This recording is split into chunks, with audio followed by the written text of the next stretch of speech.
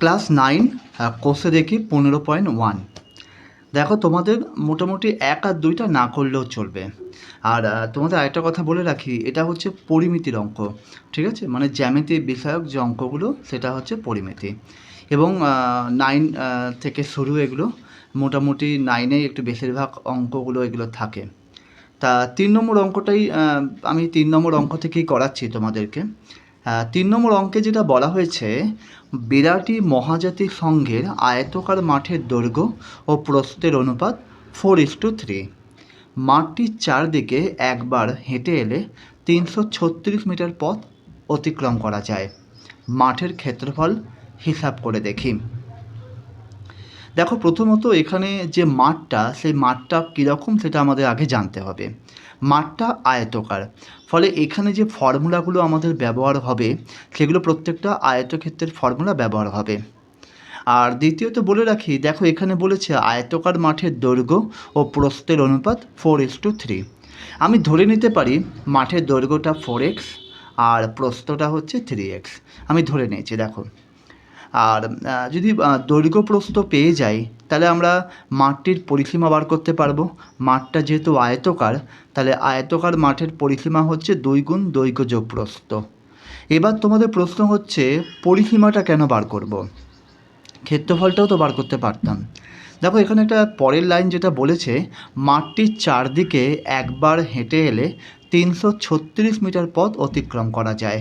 একটা মাঠ, আয়তকার মাঠ, সেই মাঠটার চারদিক একবার হেঁটে আসার মানেই হচ্ছে পরিসীমা। এই জন্য এই যে হেঁটে এলে 336 মিটার পথ অতিক্রম করা যায়, তার মানে পরিসীমাটা এখানে বলে দিয়েছে 336 মিটার। তাহলে আমরা ওই দিক থেকে যদি পরিসীমাটা বার করতে পারি, তাহলে আমরা সমান সমান 336 লিখতে পারবো। সেই জন্য আমরা আয়তকার মাঠে পরিসীমা বার করেছি 2 গুণ দৈর্ঘ্য যোগ প্রস্থ করে। দৈর্ঘ্য মানে হচ্ছে 4x আর প্রস্থ মানে হচ্ছে 3x।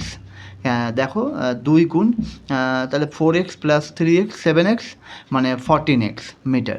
এটা হচ্ছে আয়তকার মাঠে পরিসীমাটা আমি এই যে দৈর্ঘ্য প্রস্থের অনুপাতটা দেওয়া আছে এই জায়গা থেকে বার করলাম। এবার আমি দেখো লিখে দিয়েছি, মাঠটার চারিদিকে একবার হেঁটে এলে 336 মিটার পথ অতিক্রম করা যায়, অতএব মাঠটির পরিসীমাটা হচ্ছে 336। তাহলে দুটোই আমরা পরিসীমা পেয়ে গেলাম। তাহলে আমরা এবার প্রশ্নানুসারে লিখতে পারো বা শর্তানুসারে লিখতে পারো 14x সমান সমান 336। তাহলে এক্সের মান তুমি বার করতে পারবে, 14 গুণ আছে এদিকে ভাগ হয়ে যাবে, তাহলে 336/14। আমি দেখো এখানে 7 দিয়ে কাটাকুটি করেছি, 7 দুগুণে 14 আর 7 48-এ 336। আবার কাটাকুটি যাচ্ছে, 2 1-কে 2, 2 24-এ 48। তাহলে এক্সের মানটা বেরিয়ে গেল 24। এবার এক্সের মানটা আমি মানে এক্স কী ধরেছিলাম, দেখো আমি ওখানে আয়তকার মাঠটার দৈর্ঘ্য 4x ধরেছিলাম। তাহলে আমি দৈর্ঘ্যটা বার করতে পারবো, এক্সের মান যেহেতু পেয়ে গেছি, মানে 4 × x মানে 4 × 24 মানে 96 মিটার।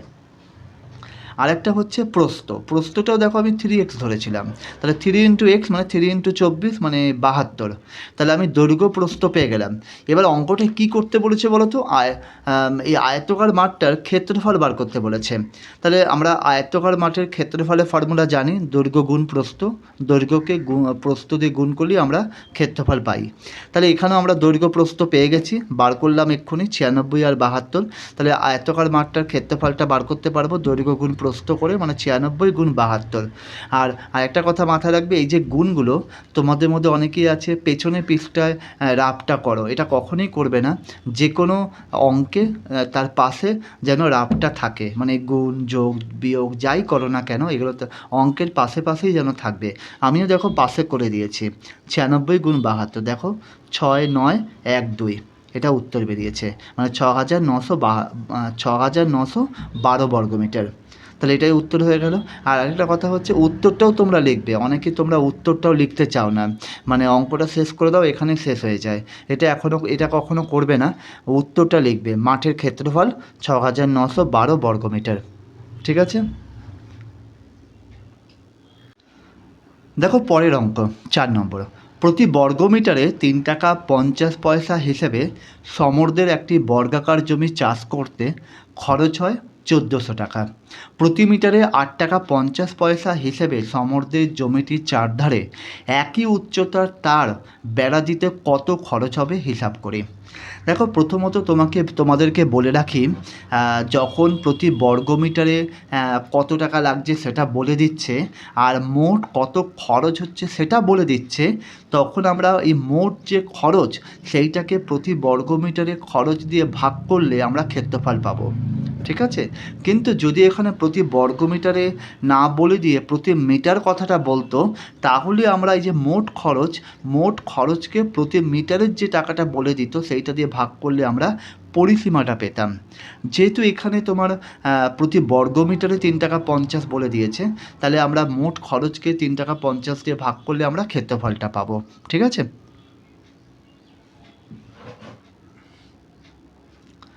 দেখো, এখানে প্রতি বর্গমিটারে আমি লিখে দিয়েছি, প্রতি বর্গমিটারে 3 টাকা 50 পয়সা হিসেবে সমর্থের একটি বর্গাকার জমি চাষ করতে খরচ হয় 1400 টাকা।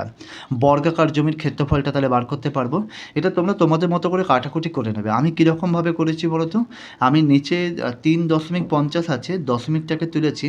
নিচে দশমিক তোলার জন্য ওপরে 100 হয়, মানে ওপরে 100 হয় কথাটা বললে ভুল হবে, মানে দশমিকের জন্য 1, আর দশমিকের পরে দুটো সংখ্যা আছে, দুটো শূন্য, তাই 100 হয়েছে।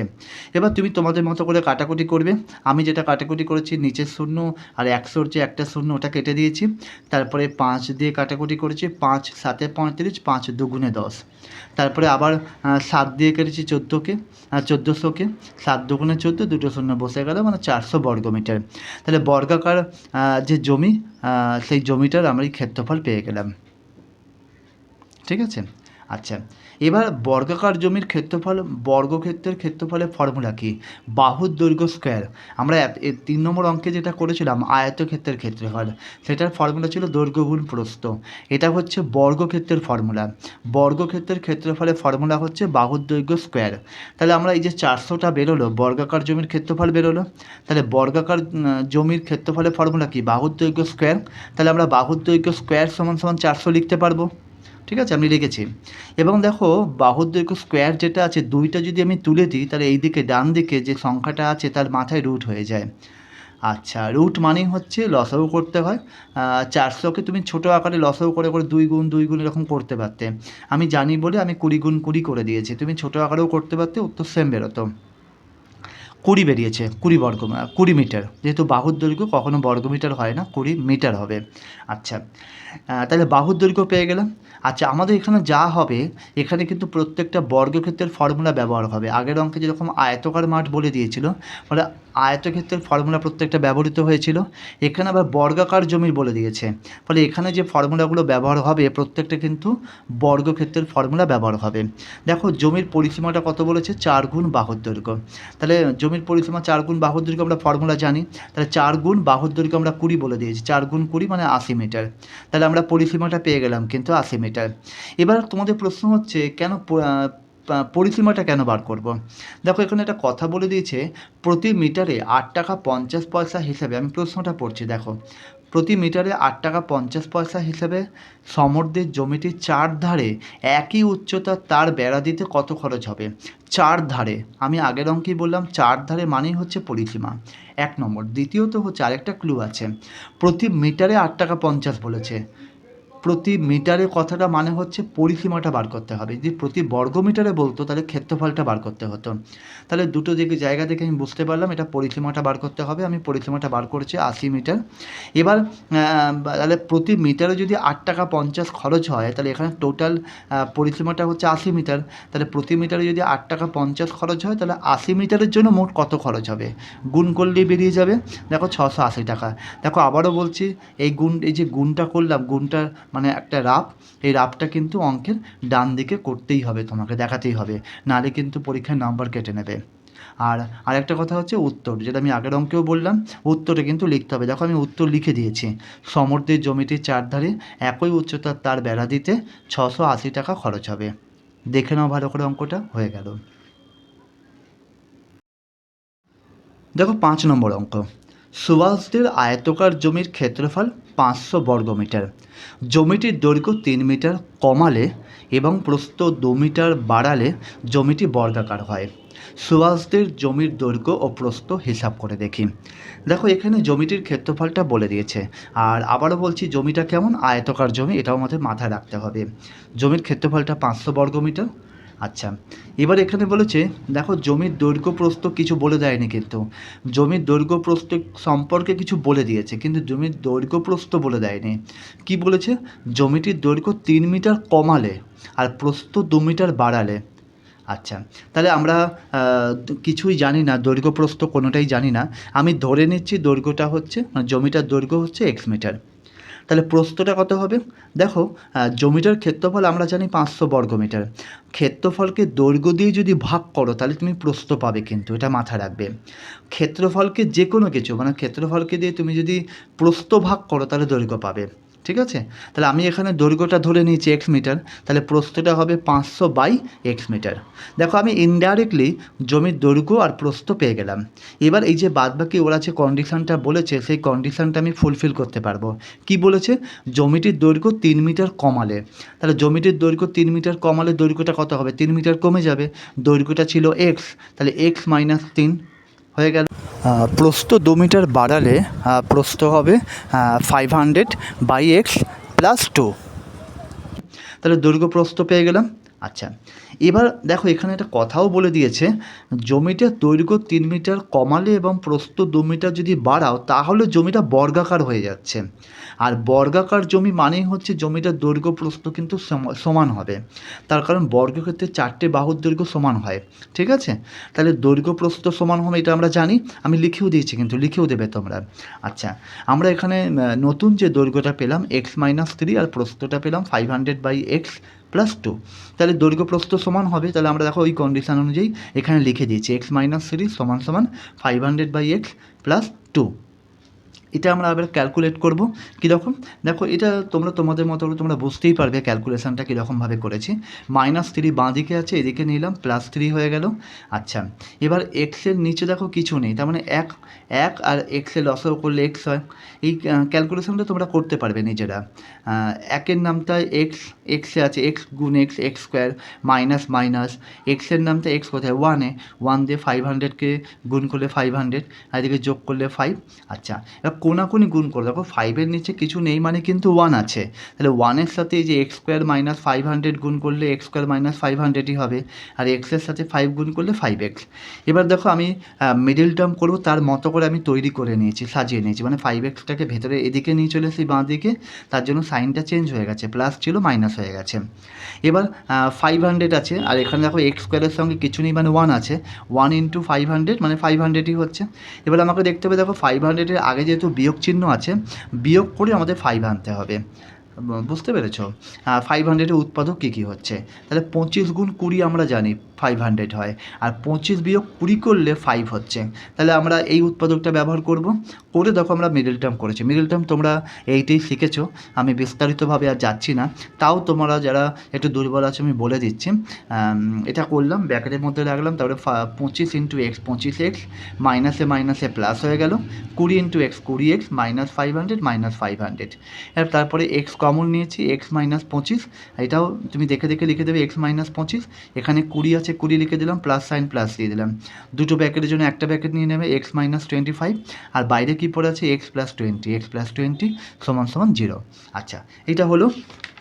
এবার দেখো তোমাদের যেটা আমি পেলাম, দুটো ব্র্যাকেট পেয়েছি, মানে দুটো সমীকরণ পেয়েছি, এক্স মাইনাস 25 এক্স প্লাস 20 দুটো, তাহলে এক্স মাইনাস 25 সমান সমান, তাহলে আমি এক্স সমান সমান 25 লিখতে পারি, আর একটা এক্স প্লাস 20, তাহলে এক্স ইজিক্যাল টু কী পাবো আমি, -20। আচ্ছা, আমি এখানে এক্সের মানটা কী ধরেছিলাম, এক্সের মানটা আমি দৈর্ঘ্য ধরেছিলাম, তাই তো? তাহলে এক্সের মান আমার দুটো পেয়েছি, একটা 25 একটা -20। এবার দেখো তাহলে তুমি এখন বলতে পারো কোনটা উত্তর হিসেবে নেব। এবার তোমাকে বলে রাখি দৈর্ঘ্য বের করছি আমরা, এক্সের মানটা দৈর্ঘ্য ধরেছিলাম, তাহলে দৈর্ঘ্য কখনো ঋণাত্মক হতে পারে না। আমার একটা মান কিন্তু ঋণাত্মক বেরিয়েছে মানে মাইনাসে এসেছে, তাহলে দৈর্ঘ্যের মান কখনো ঋণাত্মক হতে পারে না। তাহলে আমি এই যে -20 যেটা আছে ওটা কিন্তু আমি নেব না, কী নেব, আরেকটা আরেকটা যেটা প্লাস আছে মানে ধনাত্মক আছে মানে 25, ওটাকে উত্তর হিসাবে আমি ধরে নেব। তাহলে x সমান সমান 25, মানে জমিটার দৈর্ঘ্য তাহলে 25 হয়ে গেল। আচ্ছা, জমিটার দৈর্ঘ্য যদি 25 হয়ে যায় আমি প্রস্থ বার করতে পারবো। দেখো প্রথম দিকেই আমার দেওয়া ছিল, প্রস্থ বার করেছিলাম 500 মাইনাস 500/x বলেছিলাম, তাই তো? তাহলে এক্সের মানে আমি 25 পেয়ে গেছি। তাহলে 500/25 ক্যালকুলেট করে 20, তাহলে আমি জমিটার দৈর্ঘ্য পেয়ে গেলাম, প্রস্থও পেয়ে গেলাম। আমি উত্তর লিখে দেবো এবার। সুভাষের জমির দৈর্ঘ্য ও প্রস্থ যথাক্রমে 25 মিটার এবং 20 মিটার। হয়ে গেল অঙ্কটা। দেখো 6 নম্বর অঙ্ক এবার। আমাদের গ্রামে একটি বর্গাকার জমির প্রতিটি বাহুর দৈর্ঘ্য 300 মিটার। এই বর্গাকার জমির চারধার একই উচ্চতায় 3 ডেসিমিটার চওড়া দেওয়াল দিয়ে ঘিরব। হিসাব করে দেখি প্রতি 100 বর্গমিটার জমিতে 5,000 টাকা হিসেবে দেওয়ালের জন্য কত খরচ পড়বে। দেখো প্রথমত আবারও বলছি, জমিটা কেমন, এটা বর্গাকার জমি, এটা কিন্তু আমাদের সবসময় মাথায় রাখতে হবে। এবার দেখো আমি লিখেছি বর্গাকার জমির প্রতিটা বাহুর দৈর্ঘ্য 300 মিটার, এখানে বলে দিয়েছে, ঠিক আছে। আর কি বলেছি, বর্গাকার জমির চার ধারে একই উচ্চতায় 3 ডেসিমিটার চওড়া দেওয়াল দিয়ে ঘিরব, 3 ডেসিমিটার চওড়া দেওয়াল দিয়ে ঘিরব। তাহলে প্রথমত হচ্ছে এই 300 মিটার আছে, প্রথমে বলা ছিল বাহুর দৈর্ঘ্য, আর এটা 3 ডেসিমিটার আছে, দুটো দু রকম একক হয়ে যাচ্ছে। তাহলে আমি 3 ডেসিমিটারকে মিটারে কনভার্ট করব। ডেসিমিটার থেকে মিটারে কনভার্ট করতে গেলে তোমরা জানো 10 দিয়ে ভাগ করতে হয়। তাহলে 10 দিয়ে ভাগ করলে 0.3 মিটার হচ্ছে, ঠিক আছে। এটা হচ্ছে দেওয়ালটা, 0.3, এটা হচ্ছে 0.3 মিটার, এটা হচ্ছে দেওয়ালটা চওড়া। আচ্ছা, এবার আমি যদি ধরে নিই দেওয়াল সমেত জমির ক্ষেত্রফলটা কত হবে, মানে দেখো এখানে প্রথমে বলেছে আমাদের গ্রামে একটি বর্গাকার জমির প্রতিটি বাহুর দৈর্ঘ্য 300, তাহলে দেওয়াল সমেত বর্গাকার জমির ক্ষেত্রফলটা কত হয়, বাহুর স্কোয়ার, মানে 300 স্কোয়ার, ঠিক আছে। আচ্ছা, বর্গমিটার।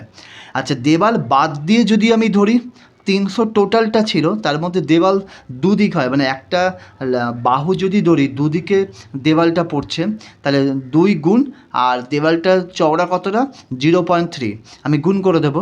তাহলে গুণ করে ওই পোর্শনটা বিয়োগ করে দিলেই তাহলে আমি দেওয়াল বাদ দিয়ে বাকি জমিটার ক্ষেত্রফল পেয়ে যাব। একই বাহুর দৈর্ঘ্য স্কোয়ার মানে স্কোয়ারই করেছি।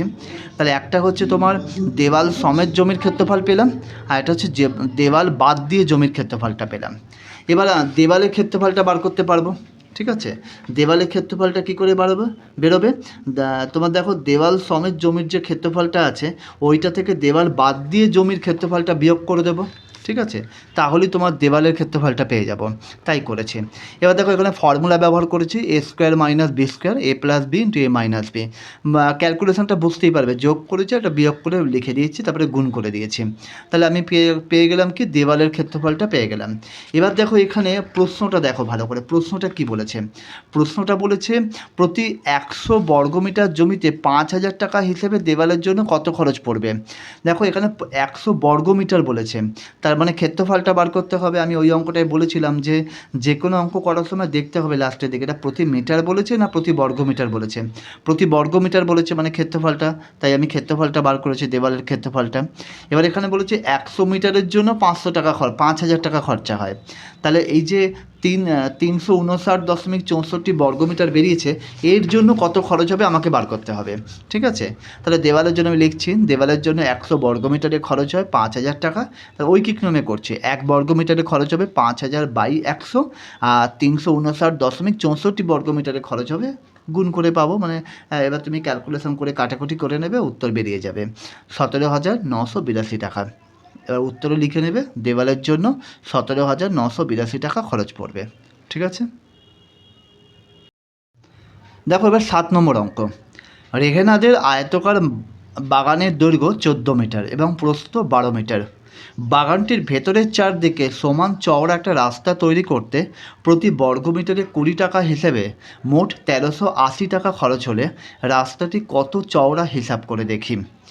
দেখো প্রথমত বাগানের দৈর্ঘ্যটা 14 মিটার এবং প্রস্থটা 12 মিটার দিয়েছে, আর বাগানটা আয়তকার বলে দিয়েছে। তাহলে রাস্তা সমেত বাগানের ক্ষেত্রফলটা কত হবে? দৈর্ঘ্য গুণ প্রস্থ মানে 14 গুণ 12 মানে গুণ করে হবে 168 বর্গমিটার।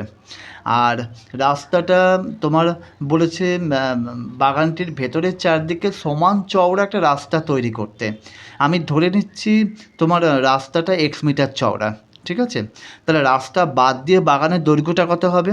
দেখো দৈর্ঘ্যটা 14 ছিল, আর রাস্তা যদি বাদ দিয়ে দিই, আর যেহেতু দৈর্ঘ্যটার দিকে আমার, তাহলে রাস্তাটা আমি যদি চারধারে রাস্তা তৈরি করি, তাহলে আমার দৈর্ঘ্যটার ক্ষেত্রে দুদিকে রাস্তা পড়ছে, তাহলে 2 গুণ এক্স। ঠিক একই রকমের প্রস্থের ক্ষেত্রেও দুদিকে রাস্তা পড়বে, 12 বিয়োগ 2 গুণ এক্স। আচ্ছা, তাহলে আমরা রাস্তার বাদ দিয়ে বাগানের দৈর্ঘ্য প্রস্থ পেয়ে গেলাম। এবার দেখো রাস্তা বাদে বাগানটার ক্ষেত্রফল বার করতে পারবো, ঠিক আছে? রাস্তা বাদ দিয়ে বাগানের ক্ষেত্রফলটা বার করতে পারবো। এখানে ভুল করে বাগানটা দুবার লেখা হয়েছে, দুবার লিখতে যাবে না তোমরা, একবারই লিখবে। রাস্তা বাদ দিয়ে বাগানের ক্ষেত্রফলটা দৈর্ঘ্য প্রস্থ গুণ করে দেবে, পেয়ে যাব, ঠিক আছে? আমাদের ওখানে যদি আমরা গুণটা করার দরকার নেই, আমি পরে গিয়ে গুণটা করব, রেখে দিয়েছি। আর ওখানে একটা কথা বলে দিয়েছে, রাস্তাটা তৈরি করতে প্রতি বর্গমিটারে 20 টাকা হিসেবে, প্রতি বর্গমিটারে কথাটা বলেছে, মানে ক্ষেত্রফলটা লাগবে, ঠিক আছে? 1380 টাকা খরচ হয়। তাহলে আমি এখানে ক্ষেত্রফলটা বেরিয়ে যাবে, মানে মোট টাকাকে প্রতি বর্গমিটারে যে টাকাটা বলেছে ওইটা দিয়ে ভাগ করলে আমরা ক্ষেত্রফলটা পাবো, ঠিক আছে? আচ্ছা, এবার দেখো প্রশ্নানুসারে কী আছে? রাস্তা সমেত বাগানের ক্ষেত্রফলটা দেখো আমি 168 বের করেছিলাম, রাস্তা সমেত, কিন্তু রাস্তা সমেত বাগানের ক্ষেত্রফলটা 168, ওর থেকে রাস্তা বাদ দিয়ে বাগানের যে ক্ষেত্রফলটা বেরিয়েছে ওটা বিয়োগ করে দিচ্ছি।